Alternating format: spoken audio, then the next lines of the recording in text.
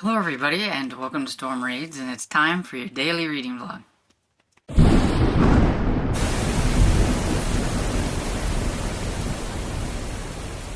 So good morning everybody. It is Monday the 24th and I have some news.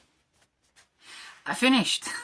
I didn't think I would finish it last night, but I was just so close and everything. I watched Darby and Jones while I was reading this and everything. And so it took me a little bit longer, and then I finished the second season of Darby and Jones, before I thought I was going to, and I still had time before I had to go downstairs and check the fire at like 11 o'clock before I went to bed. So it helped me just kind of push through this and get it finished. I will talk more about it at the end of the reading vlog today.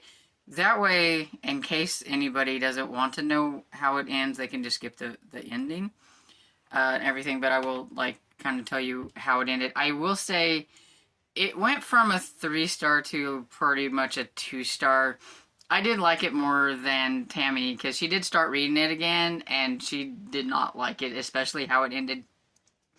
It has a very hallmarky ending for what the characters were actually acting like and going through and everything. So yeah, I can understand that, but I've read a lot of these and I feel like the ending was very much kind of like how a lot of these books are. So it was expected, kind of. But yeah, so I'll talk a little bit more about it, but yay, I finished. We went out and went to Antiquish, and usually when I go, I start at this one end, and then I get kind of tired before I get through it. So this time, I'm like, I haven't been to the other end of Antiquish for a while. And oh my goodness, there was a section, because they had a lot of new stuff over there. And that's the thing with places like this. People move out, people move in. They say like they have a waiting list and everything, that people wanting to sell their wares there. And so I think it's so expensive to buy a booth in those places, because a part of me wants to, but then I'm like, am I going to just make enough money to pay for the booth, or am I actually going to make any money?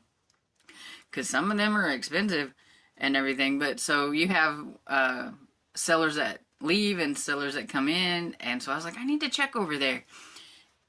And there was a section, and I could have went crazy in that place if the prices would have been a little bit better for me, because y'all knows I'm a cheapskate and everything. But there was so many things I would have liked to grab.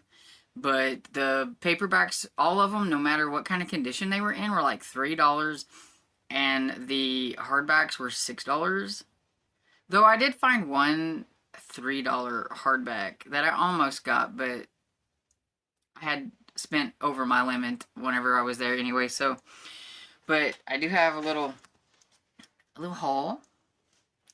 That is a little haul for me. And I will show you probably after this clip a bit of all the books that they had there, and it's probably going to be a little bit longer clip of books than normal and everything, so feel free to skip that part if you want. But it's kind of like, I know there's people that are like, oh, they want to look at all the book stuff, and then there's some people that don't like that. So I figured I will put it in there, and then people can fast forward and all that stuff. But I will show you what I did get today, because I am kind of excited about some of this. And so I have this. The only part that aggravates me is he did put the prices here, and these stickers are a little harder to get off. So I'm going to have to get the hair dryer and do this thing and probably peel them off. But if you try to peel them off, they stick really. And I went up to the lady that works there, and I said, before I decide to buy these, will you leave these on? Because I will work on getting them off my own, but I am not going to have them rip the covers. I won't buy them, not for $3. And she goes, yeah, we can leave them on there or whatever. And I'm like, okay. So, but this is The Rabbi Went Hungry, or Saturday The Rabbi Went Hungry by Harry Kimmelman? Kimmelman? I'm not sure exactly, but it is the Rabbi Small series. I was looking for book 1 and I couldn't find book 1, but they had book 2, so I went ahead and got it. And they also had some of the other ones, but like I was being really picky about what I was getting and stuff since they were $3. And this one is, you know, the story inside is from 1966, and I'm like, you know, sometimes you'll have to get like these a little bit newer editions to get the cool story inside from an older. But even at this, I mean, this is the 23rd printing from 1993, so it's still a fairly old book. I hate to say that since I graduated high school in 1993. But, so it's the second book in the Rabbi Small series, and then maybe, and there were so many books there, I mean, I could run into the first book there, but now I'll just make sure that I try whenever I'm out looking that maybe I can find the first book somewhere. But I mean, overall, I mean, it's like, it was in really nice condition. And so I'm like, you know, for some of these that were in like really decent condition, I could see like, okay, $3, even though I would rather buy it for $1, I could see $3, but there were some that were in kind of poor condition. And then I have this, I got this for the cover, and the cover alone, it's The Devil and Daniel Webster. Let's see, get the glaring off there. But isn't that the, like, creepiest cover ever? But this is The Devil and Daniel Webster and Other Stories by Stephen Vincent Benet. I think that may be how you say that. And I have no clue who that is. And it is an Archway paperback that was published by Pocketbook. And look, he put the... I'm like, why couldn't he do that with all the other ones? He put it on the back of this one. Why not do that with all of your books, Mr. or Mrs.? And I found out the guy bought out a bookstore, and that's what... And so he's probably trying to make back his money, plus pay for the booth, because I'm pretty sure he got like a booth that cost like $200 a month, because I'm telling you, the prices are crazy. Let's see, this one... Oh, so this is a First Pocket printing of October 1967. But the stories inside are from the 30s, it looks like. So, yeah. But yeah, I don't have a clue who this person is, but I really liked the cover. I thought it was really creepy. I'm reading this series, and this is the actual book that I'm on, and I'm buddy reading this with Amy, and I forgot to mention this on my March Mystery Madness DBR that we were going to try to... We've been trying to get to book 2 for a while now, and I'm like, I really need to get to it, and I seen that I could get an audio version on YouTube, but I thought, you know, I'll just pick up the actual paperback and everything. I'm liking the series, so I may end up collecting this series if it's as good as it has been. I like the first one, so we'll see how it continue. And they had quite a few of the Harry Bosch books. And then we had this one, which is called Flood Tide by Frank Yerby, which I have never heard of before, but the cover grabbed me. I was like, ooh. And then this one's not in too bad a condition, so, like, I was okay with, like, $3 and everything. But see, right there on the cover, and this was the one, I was like, if I can't take this off my own, then I don't want this, because I didn't want it messing up this totally awesome cover. Now, if I mess it up, fine, but whenever somebody else does it, because they're not really caring about pulling the sticker off, that's when I get, like, aggravated. So, I'm like, let me do it myself. It says, she was destined to destroy the men who desired her.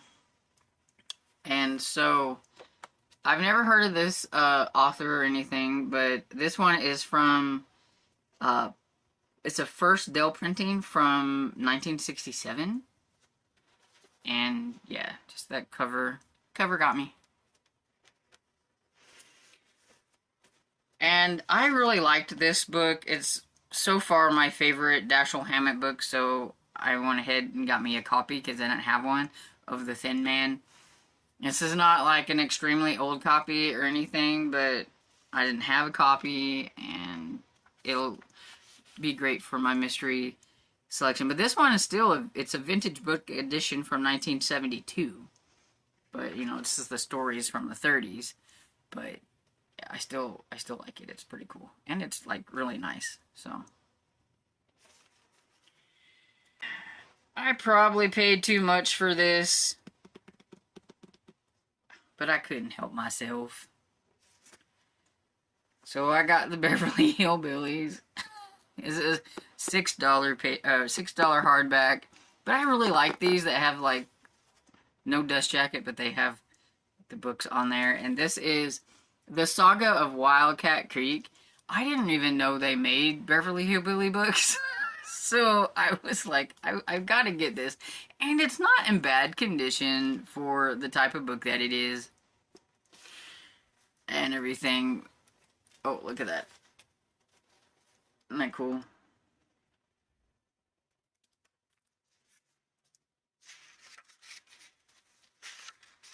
But this is from 1963. So, you know, I didn't mind paying a little bit more for it.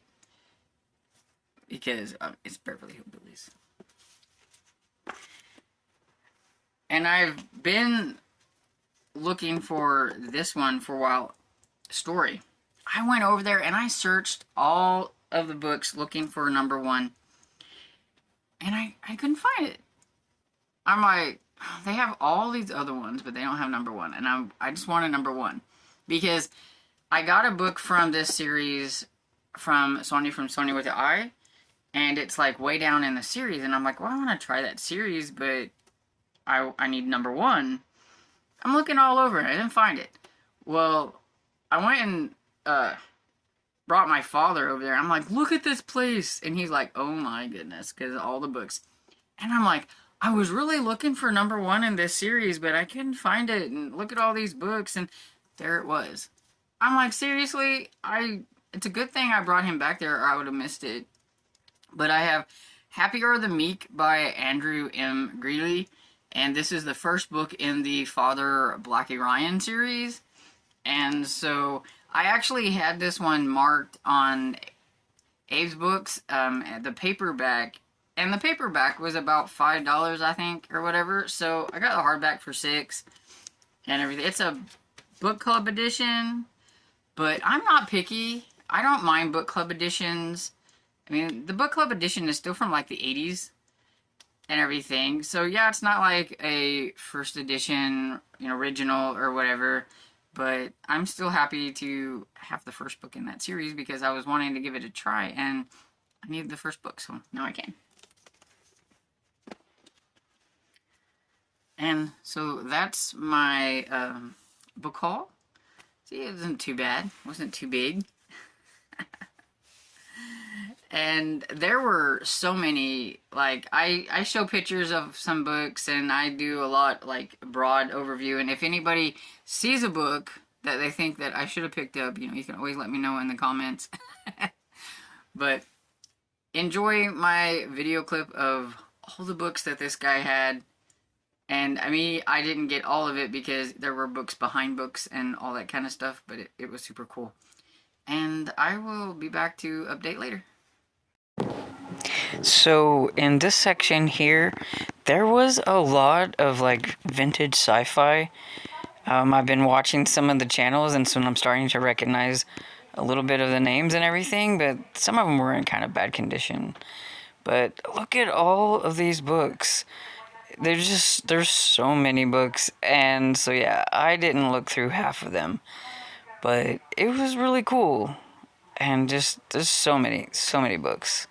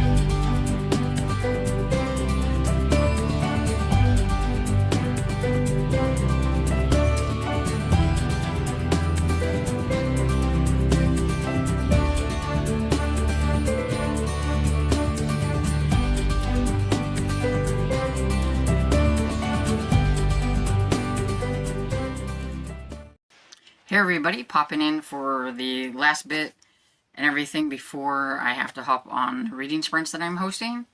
And so I wanted to talk about Tasmanian Tangle and everything. And it's kind of crazy because since Lloyd has showed up and everything, Cade has been letting her hang out with Lloyd. And it was really weird. Like, why all of a sudden is Cade relinquishing like his hold on her, like, because he was always so mean and so strict and so, all this and everything, and all of a sudden he's going to let her go to the States with Lloyd. He's letting everything go. He's not really complaining too much about it, and it's just kind of like, why on earth? And meanwhile, you have her thinking about how much she's still in love with him and all these things, and she wishes he would tell her to stay, but she's gonna go with Lloyd and all this stuff. And then so that happens. She goes, and so she goes to the States with Lloyd, and time goes by, and she's not happy. At first, the housekeeper wasn't happy about her being there until she realizes that she wasn't just, a lady there for the guy, because since she's so young and everything, that she is a house guest and all that stuff. Then she started kind of being like a half housekeeper, half mama, to making sure, that everything's going good with her. And she's being introduced to, like, Lloyd's friends, getting out there and doing things, but she still isn't happy. She's still thinking about Cade and everything. And then one night,